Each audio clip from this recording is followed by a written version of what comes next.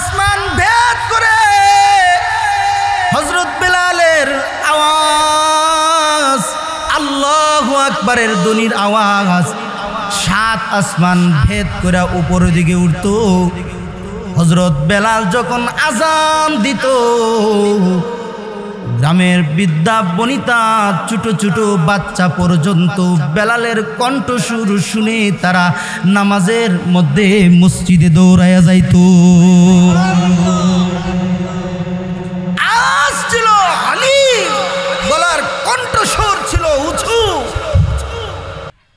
আপনার ভাইকে যখন আপনি বিদায় দেন, আপনার ঘরের স্ত্রী যখন আপনাকে রেখে দুনিয়া থেকে চলে যায়, আপনার মা যখন আপনার সন্তানটা যখন আপনাকে রেখে চলে যায়, ওপারে প্রাণ পাখি আল্লাহ তাআলা বাহির করে দেয়। খাটিয়ার মধ্যে শোয়া আপনার চোখের সামনে দিয়া তারা গুরুস্থানের মধ্যে নিয়ে যায়। আপনার সামনে যখন আপনার বন্ধুটা মারা যায়, হৃদয়টা না কত ভেঙে যায়, ঠিক কিনা? আওয়াজ করে বলেন।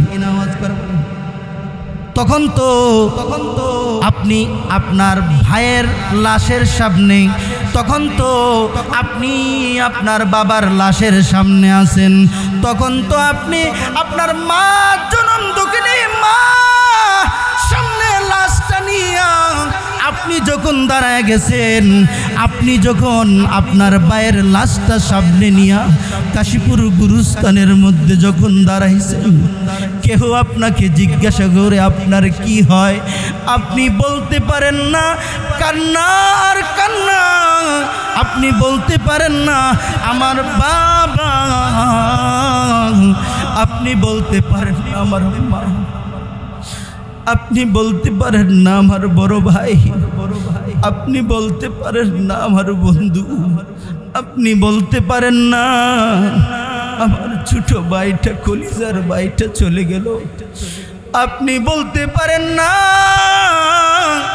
আপনার দুলালি ছোট্ট কন্যাটা দুনিয়ার জমিন থেকে আপনাকে রেখে চলে গেল। কত না মোহব্বত করতাম মেয়েটাকে, কিন্তু আমার মেয়েটা চলে গেল আমাকে রেখে। কিন্তু আমাকে যখন আমার বন্ধু জিজ্ঞাসা করে, রে ভাই কি তোমার পরিচয়, কে এই লাশটা কার জানাজার তুমি পড়তেছো, আল্লাহ তাআলা তোমার ভিতরে এত একটা মায়া আর মহব্বত তোমার ভাইয়ের প্রতি, তোমার মার প্রতি, তোমার বাবার প্রতি এত একটা মহব্বত, হৃদ্যতা টান আল্লাহ তাআলা তোমাকে দিয়েছে। তুমি এই টানের কারণে তুমি পরিচয়টাও সুন্দর করে তুলে ধরতে পারো না। তোমার ভাইয়ের লাশটা, তোমার বাবার লাশটা সামনে, তোমার বাবার লাশটা সামনে কইরা তুমি বলতে পারো না আমার বাবা, আমার মা, আমার মা দুনিয়া থেকে চলে গেছে, এবার আমি শেষ বিদায়টা কেমনে দেব? এ মুসলমান, যদি কথাটা শুনো, আজকে ওয়াজ যদি এতটুকুনো হয়, যদি হয়, তাহলে জীবনের জন্য এই ওয়াজটাই শ্রেষ্ঠ ওয়াজ হবে এবং এতটুকুনই আপনার ওয়াজের সাকসেস হবে। কথা বলেন ঠিক না? কথা বলেন ঠিক না?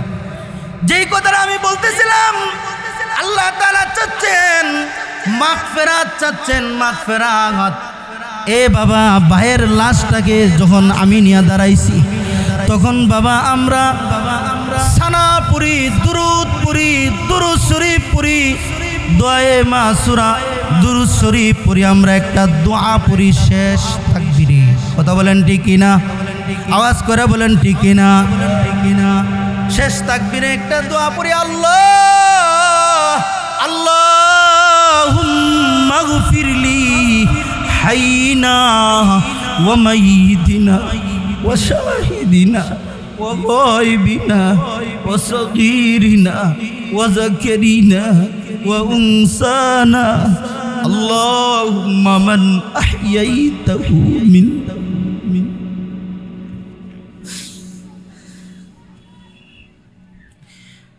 اللهم من أحييته منا ইহি আলাল ইসলাম ওয়া মান তাওয়াফাইতাহু মিন্না ফাতাওয়াফাহু আলাল ঈমান।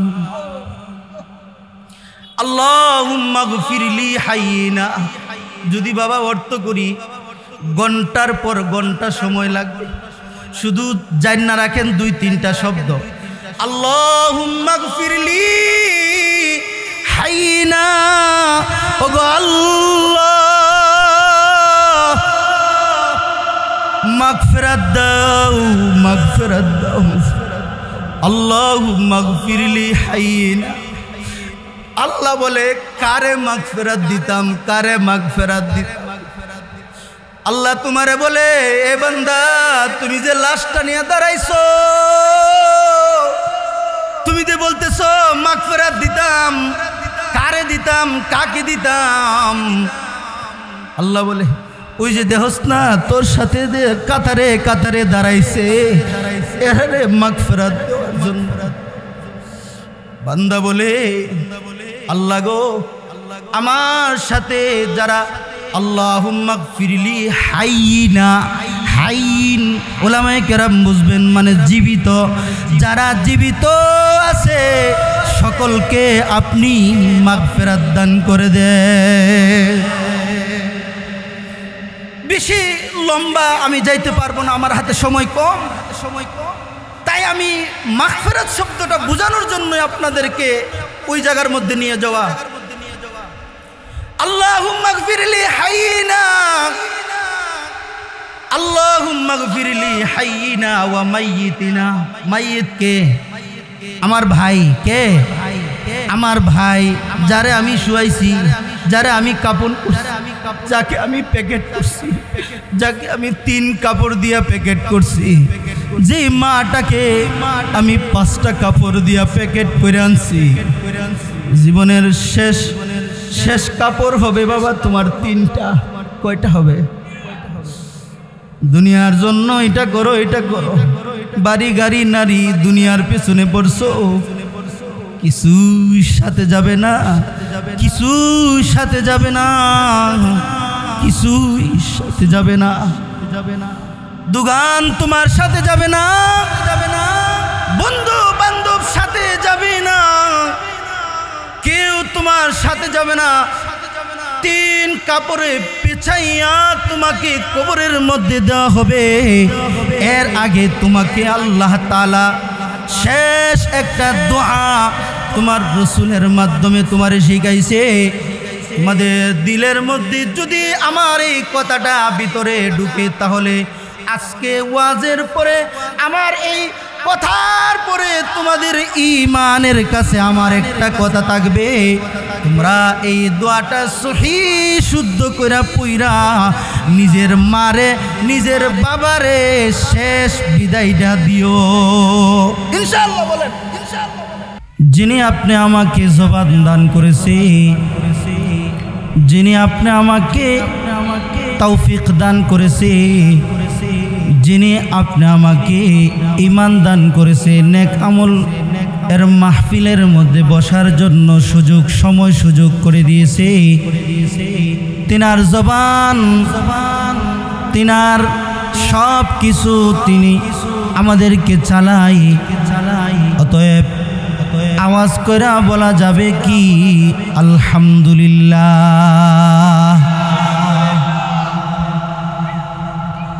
আল্লাহ তাআলার কাছে কালিমায়ে শাহাদাতের পরে সবচাইতে দামি কালিমা হলো আলহামদুলিল্লাহ। সুবহানাল্লাহ। সবচাইতে দামি কালিমা কি? আলহামদুলিল্লাহ। আলহামদুলিল্লাহ। 30 পারা কোরআনের মধ্যে আল্লাহ তাআলা 30 পারা কোরআনের মধ্যে 114টি সূরা আনছেন। 114 সূরার প্রথম সূরার মধ্যে আল্লাহ তাআলা আলহামদুলিল্লাহ দ্বারা শুরু করেছে,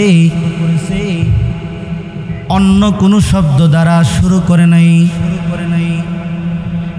1 নাম্বার সূরা যেমন আমরা তেলাওয়াত করি আলহামদুলিল্লাহি রাব্বিল আলামিন, আর রহমানির রহিম, মালিকি ইয়াউমিদ্দিন, ইয়াকা না'বুদু ওয়া ইয়াকা নাস্তাঈন, ইহদিনাস সিরাতাল মুস্তাকিম, সিরাতাল লাযীনা আন'আমতা আলাইহিম গায়রিল মাগদুবি আলাইহিম ওয়ালাদ-দাল্লিন।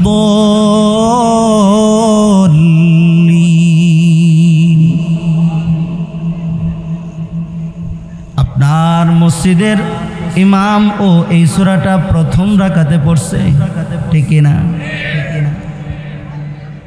আপনার জেলার প্রধান ইমাম ও এই সূরাটা প্রথম রাকাতে পড়ছে, ঠিক না? বাংলাদেশের আনাচে কানাচে এমনকি অল বিশ্বে পৃথিবী মাগরিবের নামাজ যত জায়গায় হয়েছে এই সূরাটা পড়ছে কিনা?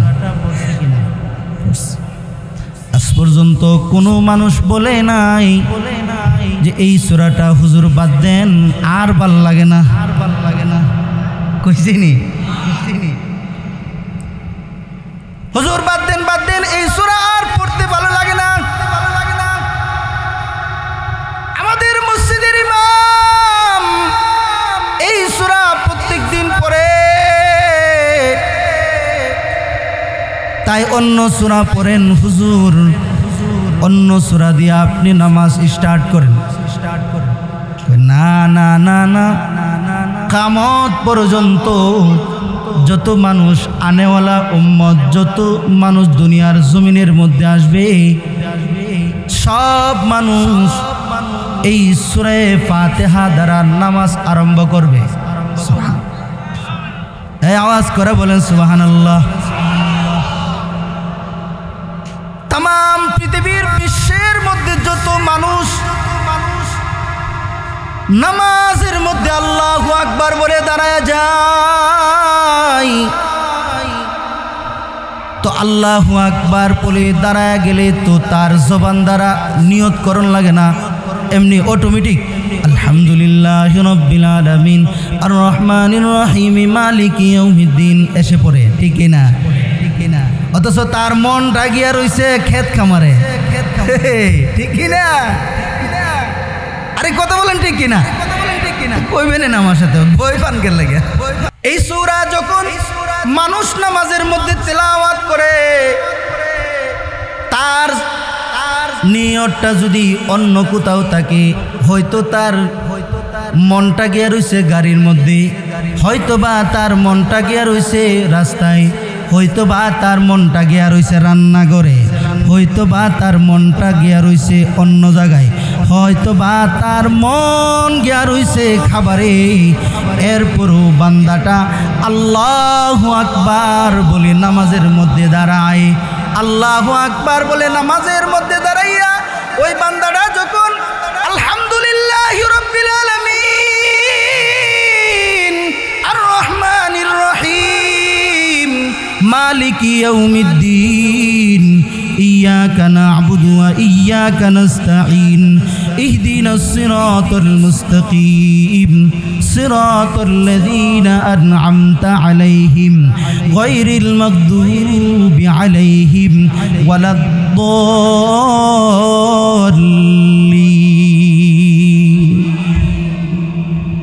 মনটা ছিল মুরাদনগরে, আস্তে আস্তে কাশীপুর নাইমা বাড়িতে আইছে, এরপরও মনটা আছে মুরাদনগর আর কাশীপুর আর বাজারে আর রাস্তায়, এদিক দিয়ে সূরা ফাতিহা শেষ হইছে, ঠিক না? আওয়াজ করে বলেন।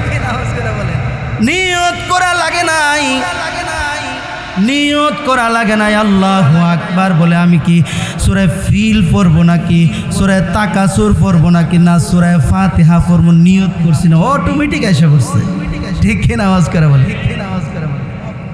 সূরাটা আর এত মর্যাদা, এই বিষয়ে আমার যাওয়ার প্রয়োজন নাই, তবে আমি বলতেছি এই সূরাটা শুরুই করছে আলহামদুলিল্লাহ, সুবহানাল্লাহ বলেন। এই সূরাটা শুরুই করছে কিসে দ্বারা? আলহামদুলিল্লাহ শব্দ দ্বারা। এই শব্দটার দাম আসেনি? জোরে আওয়াজ করে বলেন আসেনি? এজন্য একজন মুমিনের প্রথম কাজ হলো বান্দাটা সব সময় আলহামদুলিল্লাহ পড়বে। বান্দা আল্লাহ তাআলার নিয়ামত খাইতেছে, পড়বে আলহামদুলিল্লাহ। বান্দাটা আল্লাহ তাআলা নিয়ামত দিয়েছেন, মসজিদে গিয়েছেন, নামাজ পড়েছেন, বলবেন আলহামদুলিল্লাহ। বান্দাটা আসছে জান্নাতের একটা বাগানে, বসাইছেন আল্লাহ, প্রশংসা করতে হবে তেনার, যিনি বসাইছেন তিনি, ঠিক না? তিনি যদি আমাদেরকে না বসাইতেন কখনোই বা এখানে আসার কোনো যোগ্যতা আমাদের ছিল না। এজন্য বাবা আলহামদুলিল্লাহ, আল্লাহ তাআলার দেয়া জবান দিয়েছেন কে? এই আওয়াজ আমি ফেরত দিলাম, জবান দিয়েছেন কে? আল্লাহর দেওয়া জবান, আল্লাহর দেওয়া সব, আল্লাহর দেওয়া আমার সব কিছু। তিনার প্রশংসা হবে না তো কার প্রশংসা হবে? ঠিক কিনা আওয়াজ করে বলে? খাইবা মালিকের, কিন্তু গুণগান যদি আরেকজনের করো রাগ উঠবুনি শৈল। তোরে খাওয়াই আমি আর তুই গিয়ে আরেকজনের পূজা করস, ঠিক কিনা আওয়াজ করে বলেন? যিনি খাওয়াই, যিনি পালে, যিনি সব দেয়, যিনি সব দিয়ে রাখছেন, ইজ্জত দিয়া রাখছেন, ক্ষমতা দিয়া রাখছেন, শক্তি দিয়া রাখছেন, এমনকি তোমার হায়াত নামক মহাগরিটা যখন আল্লাহ তাআলা দিয়েছে, এই হায়াতের মূল্যবান সময়টাকে আল্লাহ তাআলা পছন্দ করে তোমারে জান্নাতের টুকরা বাগানের মধ্যে বসায় দিয়েছে। তার শুকরিয়া আদায় করব না আমরা, কার শুকরিয়া আদায় করব? ঠিক কিনা? তাহলে আমার সাথে বলেন আলহামদুলিল্লাহ, জোরে বলেন আলহামদুলিল্লাহ, আওয়াজ করে বলেন আল্লাহু আকবার, আরো জোরে আওয়াজ করে বলেন আল্লাহু আকবার, জোরে বলেন সুবহানাল্লাহ, সুবহানাল্লাহ, লা ইলাহা ইল্লাল্লাহ। আল্লাহর দেওয়া জবান, আল্লাহর দেওয়া সব, আল্লাহর তাসবিহ আমরা পড়ব না যদি আমরা তার জবান দেওয়া জবানের মাধ্যমে যদি আমরা আল্লাহর শুকর আদায় করি। আল্লাহ তাআলার পক্ষ থেকে ঘোষণা আছে, লা ইন শাকারতুম লাযীদান্নাকুম ওয়া লা ইন কাফারতুম ইন্না আযাবী লাশাদীদ। আল্লাহ তাআলা বলেন আমি নিয়ামত দিই, আমি সব কিছু দেই, আমার নিয়ামত কায়া যদি আমার শুকরিয়া আদায় না করো তাহলে বুঝে রাখবা ধমকির সাথে বলছেন তোমাকে কঠিন শাস্তির ব্যবস্থা আমি আল্লাহ করে রাখছি। তাহলে শুকরিয়া করব কার? জবান খুলে সকলেই বলেন আল্লাহ, জোরে আওয়াজ করে বলেন আল্লাহু আকবার, আরো জোরে আওয়াজ করে বলেন আল্লাহু আকবার, লা ইলাহা ইল্লাল্লাহ, আরো জোরে চিৎকার করে বলেন লা ইলাহা ইল্লাল্লাহ মুহাম্মাদুর রাসূলুল্লাহ সাল্লাল্লাহু আলাইহি।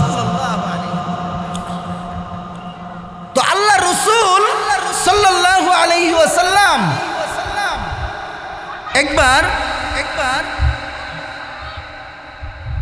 কিছু সংখ্যক সাহাবীদেরকে জমাইয়া বলছেন যে এই সাহাবীরা শুনো,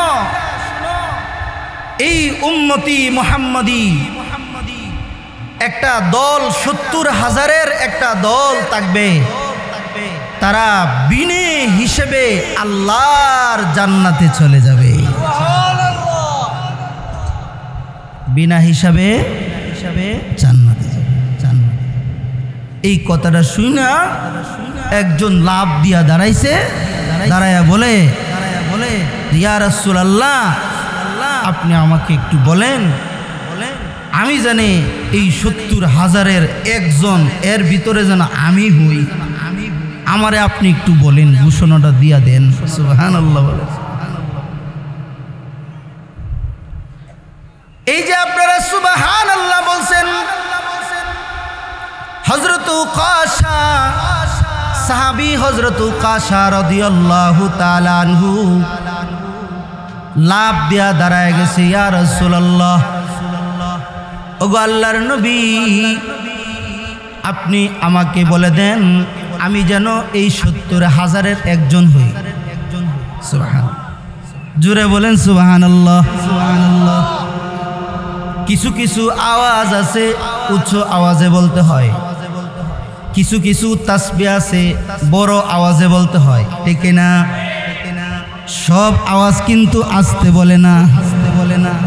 কিছু কিছু তাসবিহ আছে, আল্লাহর নাম আছে, এগুলি উচ্চ আওয়াজে বললে আল্লাহ তাআলা খুশি হয়। সুবহানাল্লাহ, সুবহানাল্লাহ। যেমন আল্লাহু আকবার আওয়াজ যে যত বড় করে দিবে, আল্লাহ তাআলা তার ভিতরে দৌলতে ঈমান আল্লাহ তাআলা প্রবেশ করায়া দিবে। আল্লাহু আকবারের আওয়াজ যে যত বেশি দিবে, তার ভিতরে কুফরিয়ত ঢুকবে না। আল্লাহু আকবারের আওয়াজ যে যত বেশি আওয়াজে দিবে, তার ভিতরে তত ঈমানের স্বাদ পাবে।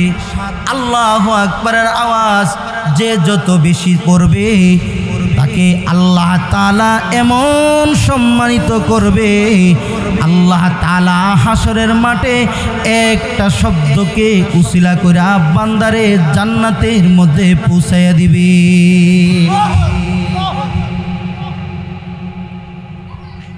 ইমাম সাহেব যখন বলে আল্লাহু আকবার, জোরে কয় না আস্তে কয়? হ্যাঁ, জোরে কয় না আস্তে কয়? জোরে। মুয়াজ্জিন আস্তে কয় না জোরে কয়? জোরে কয়। হযরত বিলাল রাদিয়াল্লাহু তাআলা আনহু আজানের দায়িত্বটাতে পাইছিল কিসের জন্য জানেন? হযরত বিলাল আল্লাহর পক্ষ থেকে নবীজি সাল্লাল্লাহু আলাইহি সাল্লাম মসজিদে নববীর মুয়াজ্জিন বানাইছিলেন। কেন বানাইছিলেন জানেননি? একটা গুণ আছে তার মধ্যে, অনেক গুণের মধ্যে একটা গুণ হলো আলী, মানে তার সুর হলো আলী, মানে উচ্চ আওয়াজ। সুবহানাল্লাহ বলেন। হযরত বেলাল যখন আযান দিতেন, হযরত বেলালের আওয়াজটা ছিল উঁচু আলী, জবানের উচ্চতা এবং ছিল যে আরশে মহল্লা পর্যন্ত, মুআল্লা পর্যন্ত এই আওয়াজটা যাইতো। সুবহানাল্লাহ। ৭ আসমান ভেদ করে হযরত বেলালের আওয়াজ, আল্লাহু আকবারের ধ্বনির আওয়াজ ৭ আসমান ভেদ করে উপরের দিকে উঠতো। হযরত বেলাল যখন আযান দিত,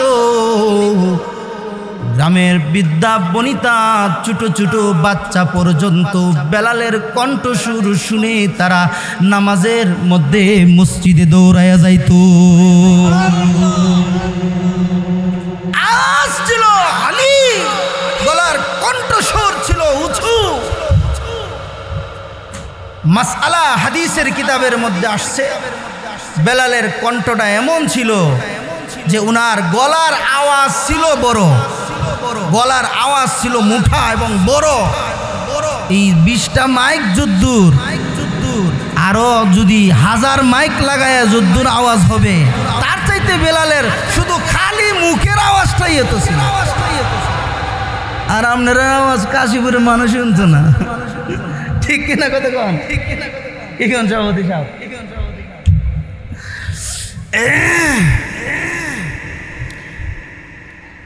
তো ইমাম যখন আল্লাহু আকবার বলে, জোরে কয় না আস্তে কয়? জোরে আওয়াজ করে বলেন, আস্তে কয় না জোরে কয়? জোরে বলে। ইমাম যখন বলে আল্লাহু আকবার, তখন কিন্তু আস্তে কয় না, জোরে কয়। কেন কয়? বলার তো একটা কারণ আছে, আছে না? কারণটা শুনবেন নি? কারণ হলো দেখবেন মসজিদে যদি কারেন্ট থাকে আর স্পিকারে যদি ইমাম সাহেব নামাজ পড়ায়,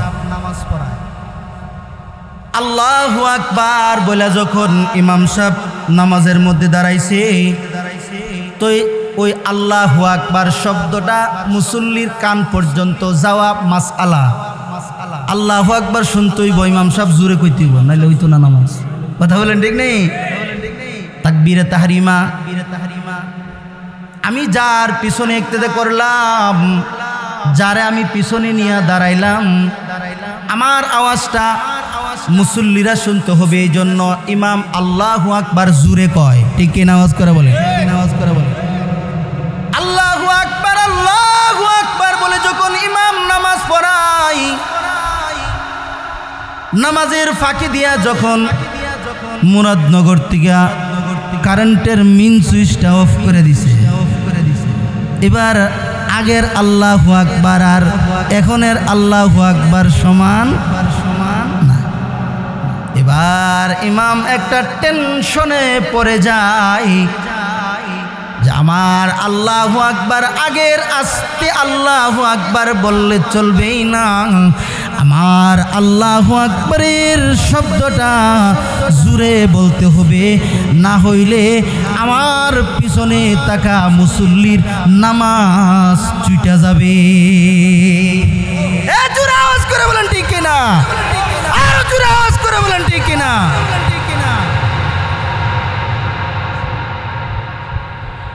এজন্য হাবিবে কিবরিয়া নবী বলেন, কেউ যদি আল্লাহু আকবারের আওয়াজ যদি সুন্দর করে তার জবান দ্বারা বাহির করে নেই, আমার আল্লাহ তাআলা তার ভিতরে দৌলতে ঈমান প্রবেশ করায়া দে। যার ভিতরে আল্লাহু আকবার শব্দটা যার ভিতরে থাকবে, আমার আল্লাহ তাআলা দুনিয়ার জমিনে তাকে বড় করবেন, আখিরাতে জান্নাতের মধ্যেও তাকে বড় করে রাখবেন। সুবহানাল্লাহ, সুবহানাল্লাহ। আরেকটা কারণ হলো এই আল্লাহু আকবার যদি আপনি বড় কইরা দেন, এই আল্লাহু আকবার আওয়াজ যদি আপনি বড় করে দেন, তাইলে বিশাল বড় একটা উম্মতে মুহাম্মদের জন্য, ইমানের জন্য, ইমানদারদের জন্য বিশাল বড় একটা পুরস্কার আছে। কথা বলেন ঠিক কিনা? পুরস্কারটা সামনে, কি ফায়দাটা আছে ফায়দাটা সামনে বলবো। দেখেন বিশ্ব ইজতেমায় গেছেন না আপনারা? কই টঙ্গী বিশ্ব ইজতেমা একবারে তুরাক নদীর ওই পার হইল ইমাম, আর এমদ হইল একবারে শেষ কাতার হইল একবারে টঙ্গী রেল স্টেশন। ওখান থেকে একতেদা করতেছে ইমামের পেছনে। ইমাম তার নামাজের মুসল্লার মধ্যে বসা জোরে জোরে বলতেছে, আপনারা মুকাব্বির হন, ইনকে যদি মাইকের আওয়াজ নষ্ট হয়ে যায় তখন আওয়াজ পাবে না, আর এই আওয়াজ না পাইলে মানুষ নামাজ পড়তে পারবে না, তাদের নামাজ ছুটে যাবে। তাই আপনারা যার যার জায়গা থেকে আপনারা মুকাব্বির হয়ে যান। মুকাব্বির না হইলে আওয়াজও পাবে না, আওয়াজ না পাইলে নামাজ পাইবে না। ঠিক আপনাদেরকেও এই কথাটা বুঝাইয়া দেওয়ার জন্য উদাহরণটা টানলাম। মুসলমান, তোমাদের কানের মধ্যে, তোমাদের জবানের মধ্যে যদি আল্লাহু আকবারের শব্দটা যদি কানের মধ্যে না থাকে, তোমাদের জবানের মধ্যে যদি আল্লাহু আকবার শব্দটা না থাকে, তাহলে কখনো কখনো নাস্তিক আর মুরতাদ আর বেঈমানরা আর মুশরিকরা আর তাগুতরা তোমাদের কাছে তোমাদের কানের ভিতরে গান বাদ্যের যন্ত্রের আওয়াজ তোমাদের ভিতরে পৌঁছায়া দিয়া তোমাদের ঈমানটাকে হরণ করার জন্য সর্বোচ্চ চেষ্টা করতেছে। ঈমানদার তুমি বুঝো না, তুমি বুঝো না, কথা বলেন ঠিক কিনা?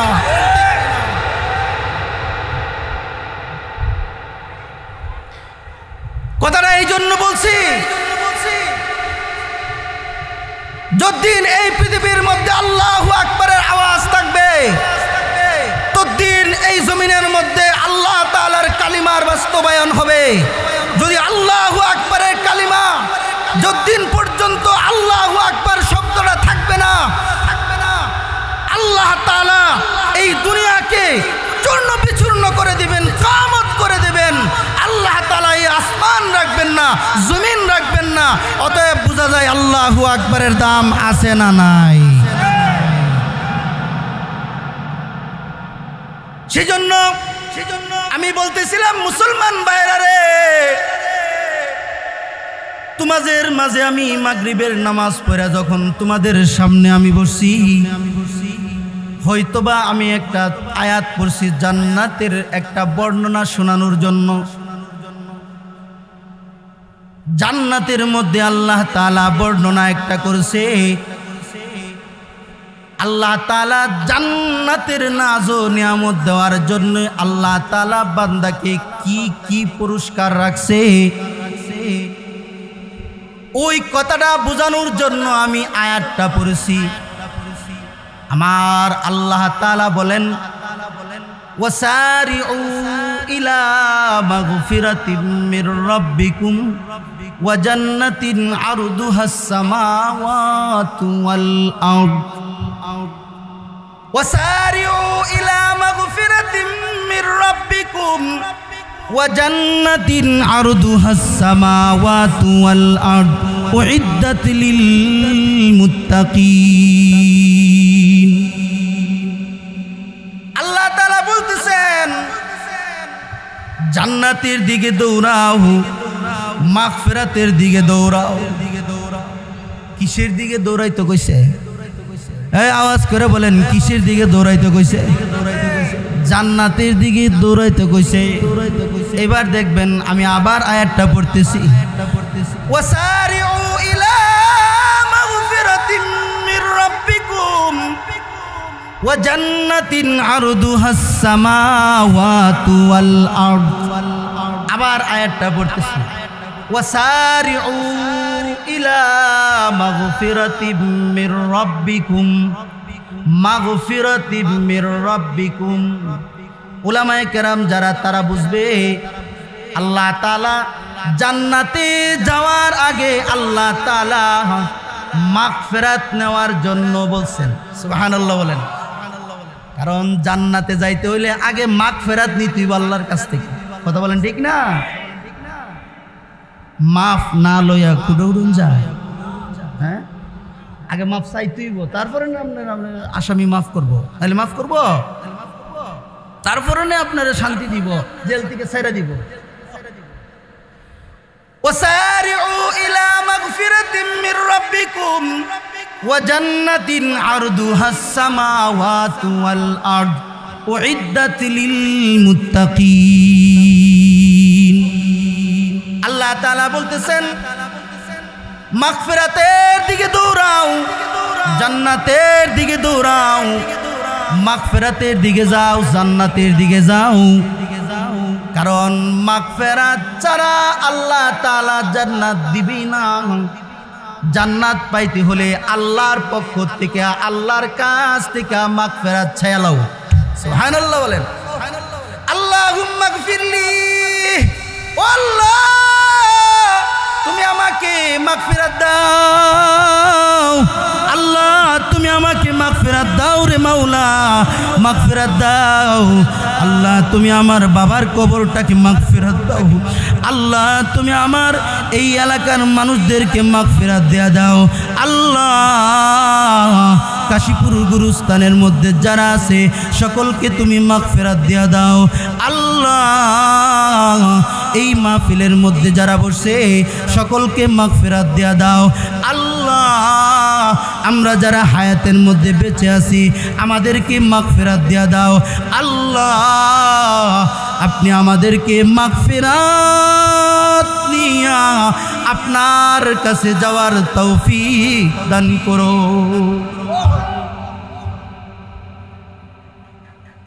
মাগফিরাত লও রে বান্দা, মাগফিরাত লও। মাগফিরাত ছাড়া আল্লাহর জান্নাতে যাওয়া যায় না। এ বাবা, শুনলে হয়তো হৃদয়ের মধ্যে দাগ লেগে যাবে। যদি শুনেন তাহলে হৃদয়ের মধ্যে একটা রক্তক্ষরণের কথা সামনে আমার। আপনার ভাইকে যখন আপনি বিদায় দেন, আপনার ঘরের স্ত্রী যখন আপনাকে রেখে দুনিয়া থেকে চলে যায়, আপনার মা যখন আপনাকে রেখে চলে যায়, আপনার সন্তানটা যখন আপনাকে রেখে চলে যায়, ওপারে প্রাণ পাখি আল্লাহ তাআলা বাহির করে দেয়। খাটিয়ার মধ্যে শোয়া আপনার চোখের সামনে দিয়া তারা গুরুস্থানের মধ্যে নিয়ে যায়। আপনার সামনে যখন আপনার বন্ধুটা মারা যায়, হৃদয়টা না কত ভেঙে যায়, ঠিক কিনা আওয়াজ করে বলেন, কিনা আওয়াজ করে বলেন। তখন তো আপনি আপনার ভাইয়ের লাশের সামনে, তখন তো আপনি আপনার বাবার লাশের সামনে আছেন, তখন তো আপনি আপনার মা জনম দুঃখিনী মা সামনে লাশটা নিয়া আপনি যখন দাঁড়ায় গেছেন, আপনি যখন আপনার ভাইয়ের লাশটা সামনে নিয়া কাশীপুর গুরুস্থানের মধ্যে যখন দাঁড়াইছেন, কেহ আপনাকে জিজ্ঞাসা করে আপনার কি হয়, আপনি বলতে পারেন না, কান্না আর কান্না। আপনি বলতে পারেন না আমার বাবা, আপনি বলতে পারেন না আমার মা, আপনি বলতে পারেন না আমার বড় ভাই, আপনি বলতে পারেন না আমার বন্ধু, আপনি বলতে পারেন না আমার ছোট ভাইটা, কলিজার ভাইটা চলে গেল, আপনি বলতে পারেন না আপনার দুলালি ছোট্ট কন্যাটা দুনিয়ার জমিন থেকে আপনাকে রেখে চলে গেল। কত না মোহব্বত করতাম মেয়েটাকে, কিন্তু আমার মেয়েটা চলে গেল আমাকে রেখে।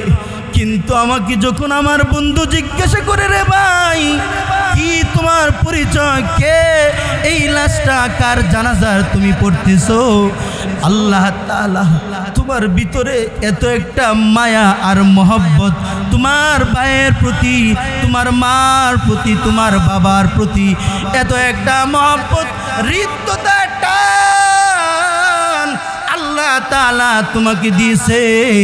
তুমি এই টানের কারণে তুমি পরিচয়টাও সুন্দর করে তুলে ধরতে পারো না। তোমার ভাইয়ের লাশটা, তোমার বাবার লাশটা সামনে, তোমার বাবার লাশটা সামনে কইরা তুমি বলতে পারো না আমার বাবা, আমার মা, আমার মা দুনিয়া থেকে চলে গেছে, এবার আমি শেষ বিদায়টা কেমনে দেব। এ মুসলমান, যদি কথাটা শুনো, আজকে ওয়াজ যদি এতটুকুনু হয়, যদি হয়, তাহলে জীবনের জন্য এই ওয়াজটাই শ্রেষ্ঠ ওয়াজ হবে এবং এতটুকুনই আপনার ওয়াজের সাকসেস হবে। কথা বলেন ঠিক না? কথা বলেন ঠিক না? যেই কথাটা আমি বলতেছিলাম, আল্লাহ তাআলা চাচ্ছেন মাগফিরাত, চাচ্ছেন মাগফিরাত। এ বাবা, ভাইয়ের লাশটাকে যখন আমি নিয়ে দাঁড়াইছি, তখন বাবা আমরা সানা পুরি, দুরুদ পুরি, দুরুদ শরীফ পুরি, দোয়ায়ে মাসুরা, দুরুদ শরীফ পুরি, আমরা একটা দোয়া পুরি শেষ তাকবীরে। কথা বলেন ঠিক কিনা? আওয়াজ করে বলেন ঠিক কিনা? শেষ তাকবীরে একটা দোয়া পুরি, আল্লাহ আল্লাহুম্মা গফিরলি হাইনা ওয়া মাইয়িতিনা ওয়া শাহিদিনা ওয়া গায়বিনা ওয়া সগীরিনা ওয়া যাকিরিনা وأنسانا اللهم من أحييته منا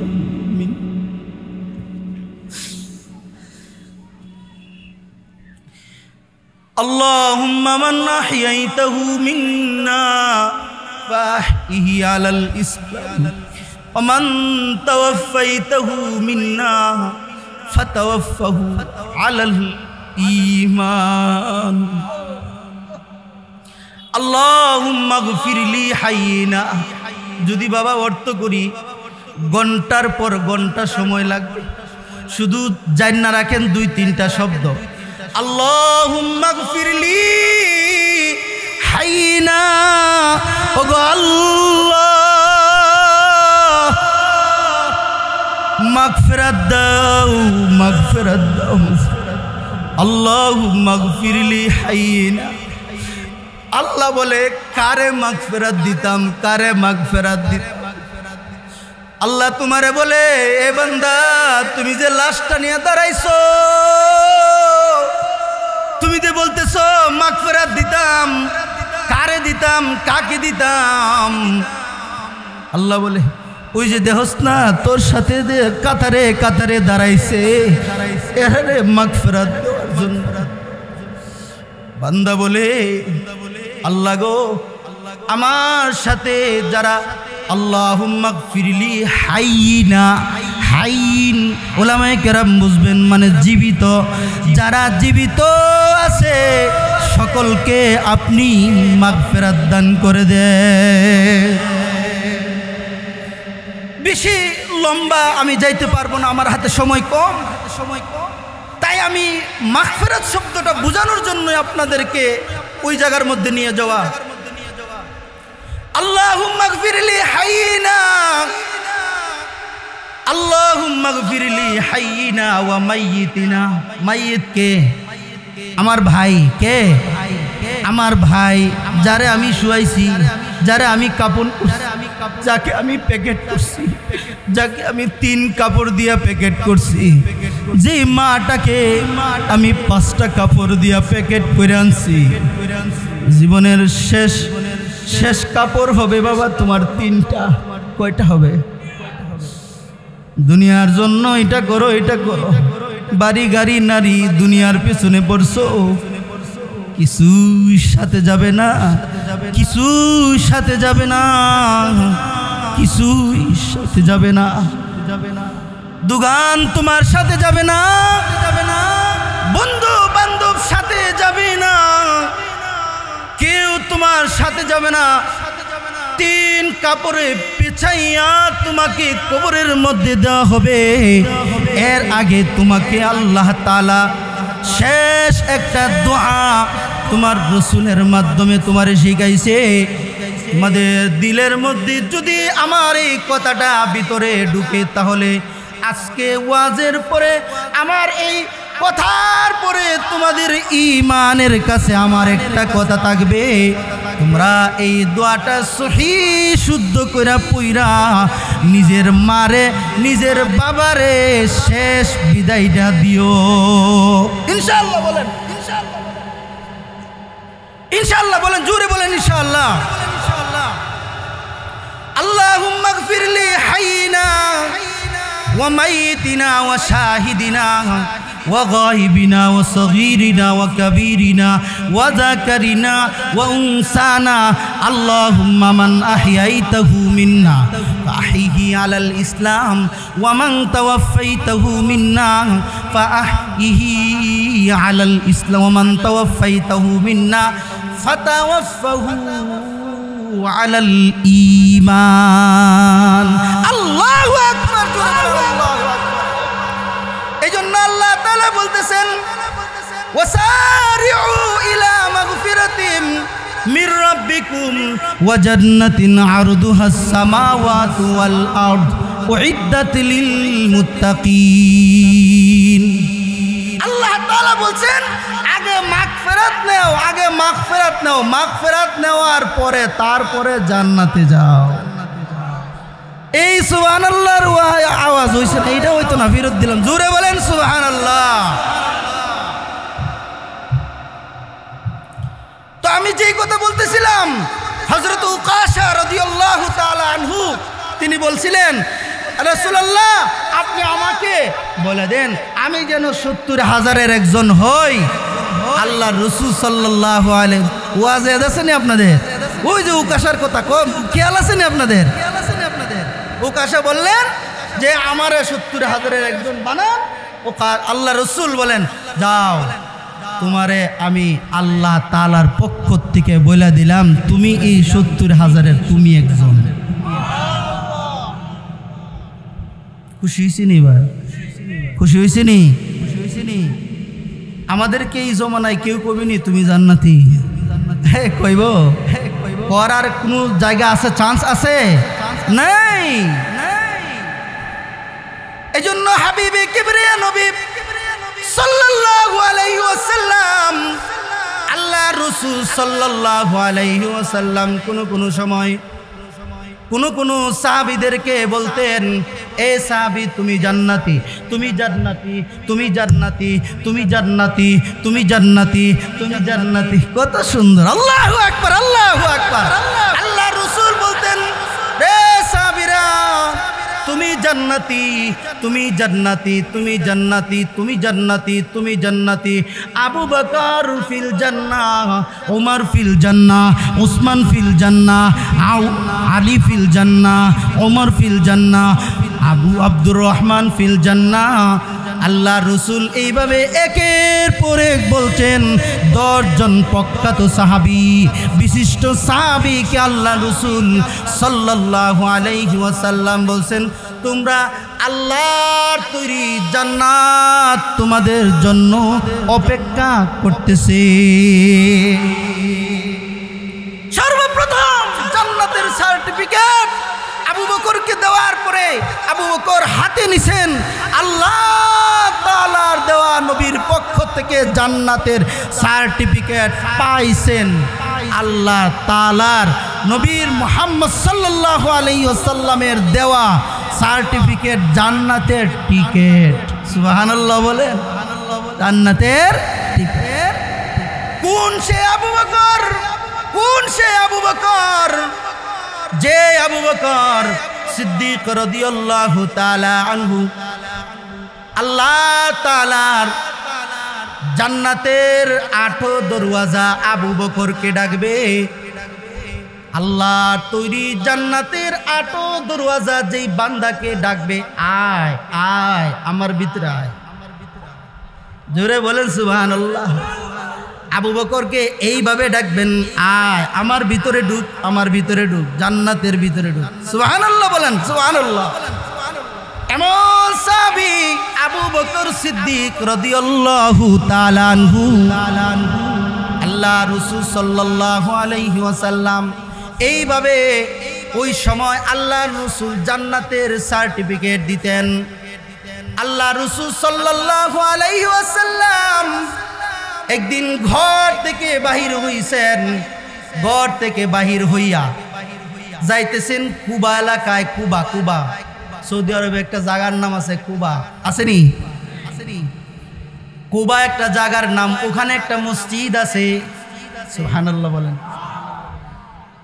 সাঈদ ইবনে মুসাইয়িব হযরত আবু হুরায়রা রাদিয়াল্লাহু তাআলা আনহুর জামাতা, মেয়ের জামাই সাঈদ ইবনে মুসাইয়িব রহমাতুল্লাহি আলাইহি তিনি বলেন,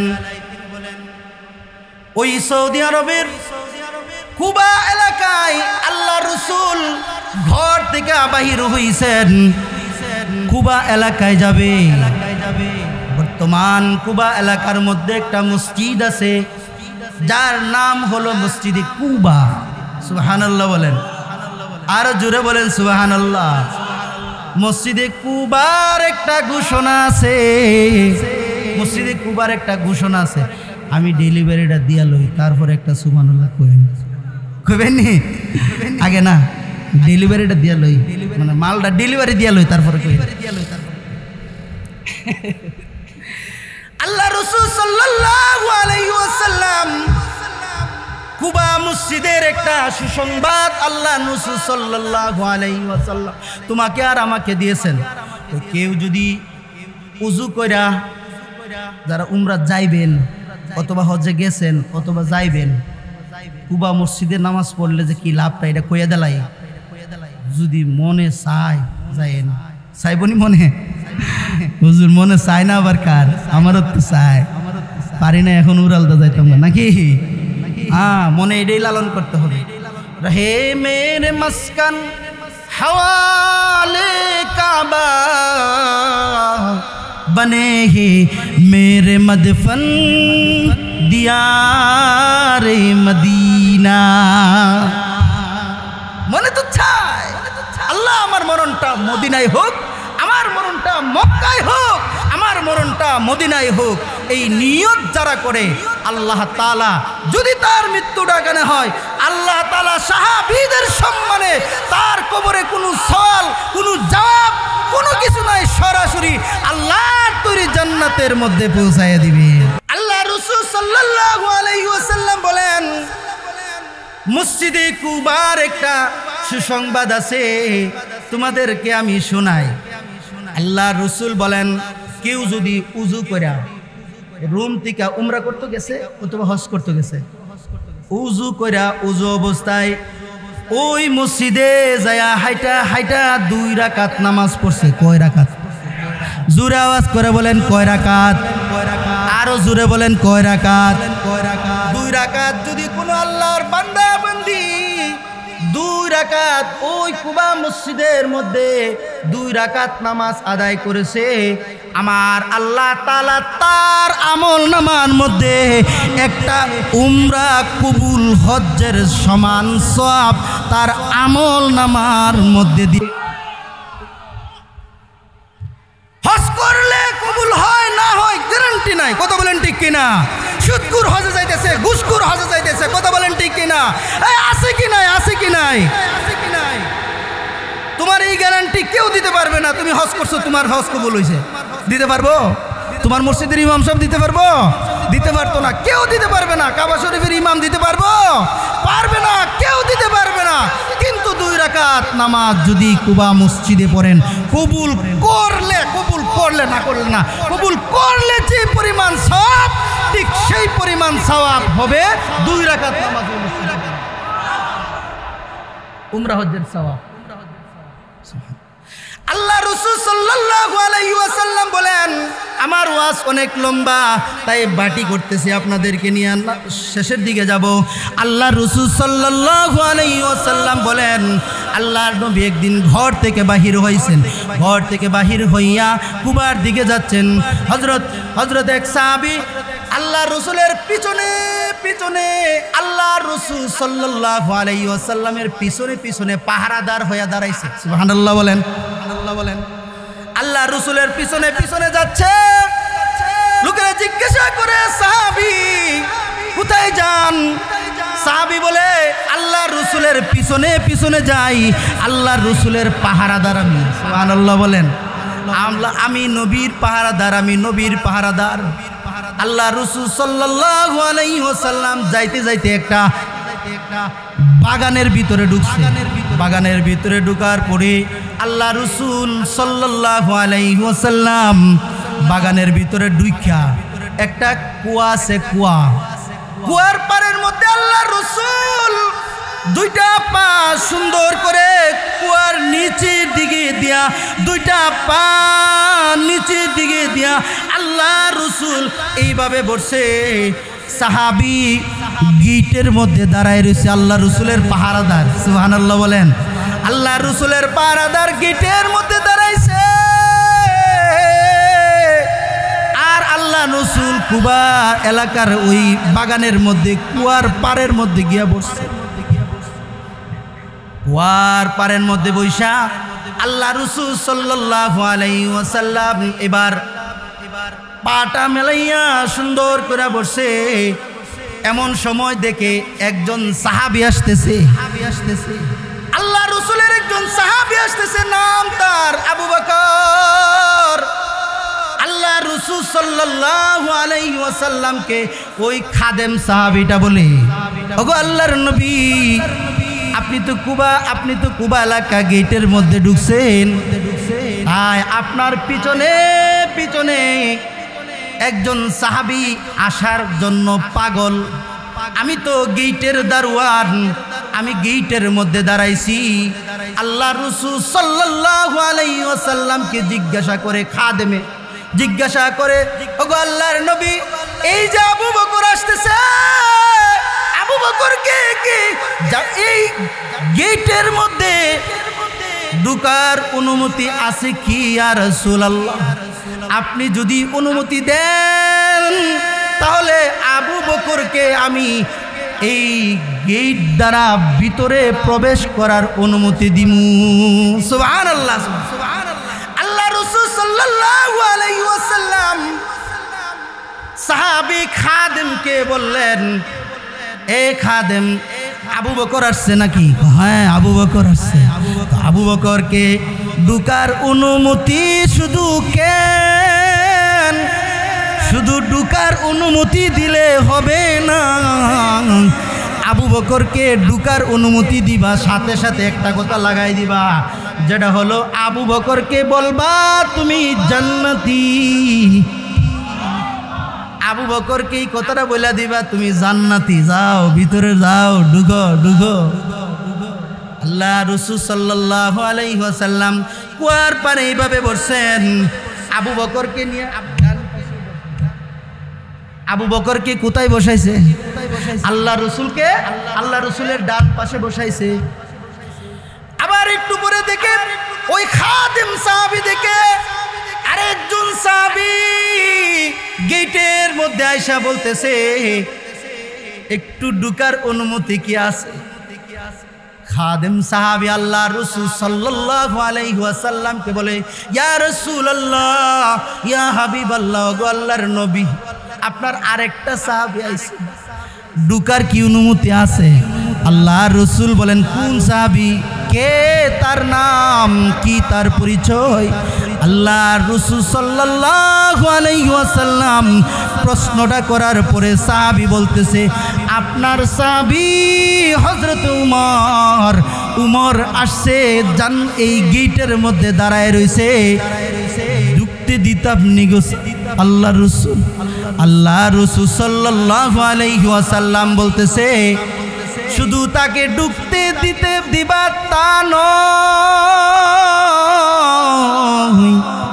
তাকে একটা ঘোষণা দিবা, সে আল্লাহর জান্নাতি। ঢুকতে তো দিবা, ওই সাথে একটা ঘোষণা দিয়া দিও, সে জান্নাতি। সুবহানাল্লাহ বলেন। আল্লাহ রাসূল সাল্লাল্লাহু আলাইহি ওয়াসাল্লাম মুখের জবানের একটা কথার দাম আল্লাহ তাআলার কাছে আছে কি নাই? জোরে আওয়াজ করে বলেন, আছে কি নাই? আল্লাহ রাসূল সাল্লাল্লাহু আলাইহি ওয়াসাল্লাম জবান দ্বারা যেটা বলে, আমার আল্লাহ তাআলার নিয়মের উল্টাও যদি হয় তাহলে এটার বাইল করে দেয়। নিয়মের উল্টা হইল আল্লাহ তাআলা তার রাসূলের খাতিরে এটার নিয়ম বানাইলা। সুবহানাল্লাহ বলেন, আরো জোরে বলেন সুবহানাল্লাহ। আল্লাহ রাসূল সাল্লাল্লাহু আলাইহি ওয়াসাল্লামের কাছে এক সাহাবী আসে, ইয়া রাসূলুল্লাহ, ইয়া হাবিবাল্লাহ, কুরবানির সাদের ঈদে, কুরবানির ঈদে, কুরবানি ঈদ কোনটা? সারা এক মাস রমজানের পরে রোজা রাখার পরে যে ঈদ দেওয়া, এটা কুরবানি ঈদ না? কোনটা? আল্লাহ রাসূল সাল্লাল্লাহু আলাইহি ওয়াসাল্লাম এর কাছে এক সাহাবী আসছে, ইয়া রাসূলুল্লাহ, ইয়া হাবিবাল্লাহ, গো আল্লাহর নবী, ওগো আল্লাহর রাসূল, কুরবানি করছি, কুরবানি করছি কইরা গোশত দিয়া রুটি খায়া আইছি নামাজ। দেখেন গো ইয়া রাসূলুল্লাহ, বকরিটা জব করছি নিজের হাতে, কইরা গোশত দিয়া রুটি খাইয়া তারপরে নামাজে আসছি। আল্লাহর নবী বলে, দেন আমার কুরবানিটা কি হইছে কি না? আল্লাহ রাসূল বলেন, না না না, কুরবানি হয় নাই, কুরবানি হয় নাই। কারণ কুরবানি হয় আগে নামাজ, তারপরে আগে নামাজ তারপরে কুরবানি। কিন্তু সাহাবী ভুল করছে কোনো, দেখেন আগে জবাই করছে গরু বকরি, তারপরে গেছে নামাজও, কুরবানি হইছে নি? আল্লাহ রাসূলের সাহাবী পেরেশান, কি করলাম কি করলাম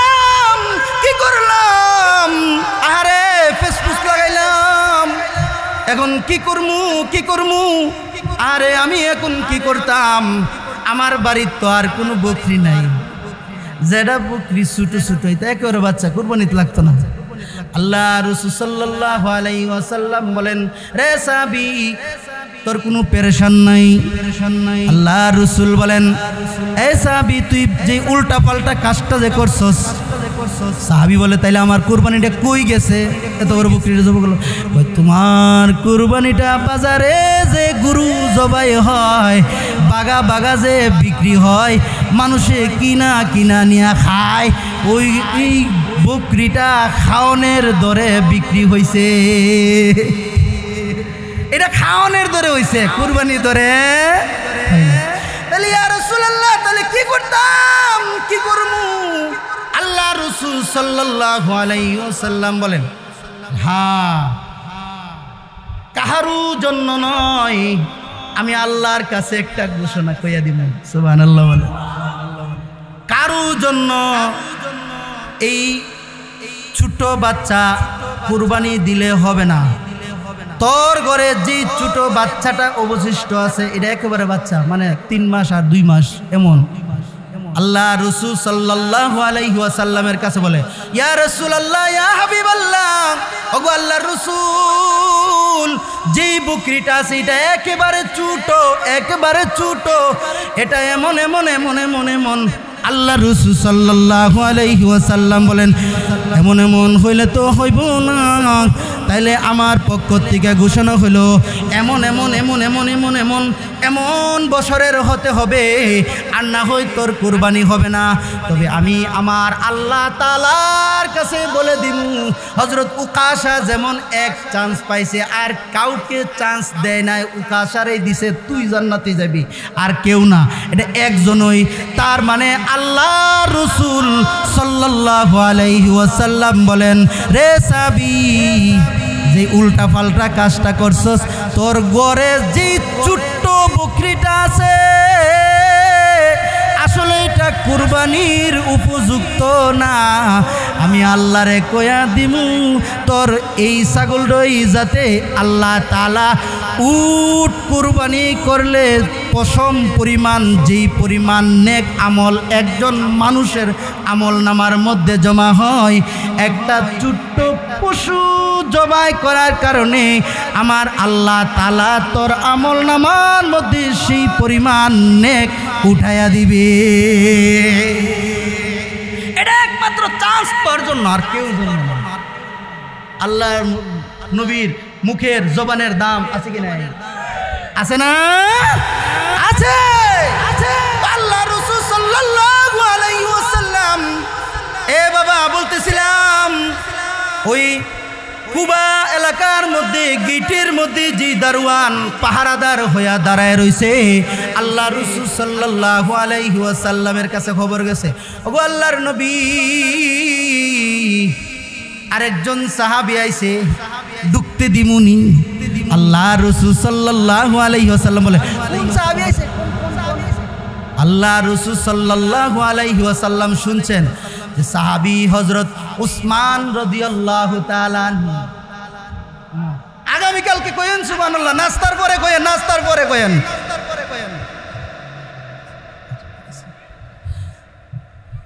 উসমান আসছে, উসমান, ওগো আল্লাহর নবী, ঢুকতে দিমুনি।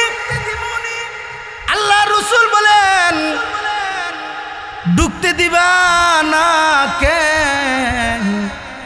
তারে একটা ঘোষণা দিও, একটা ঘোষণা দিব দুঃসংবাদের, আরেকটা ঘোষণা দিবা জান্নাতের।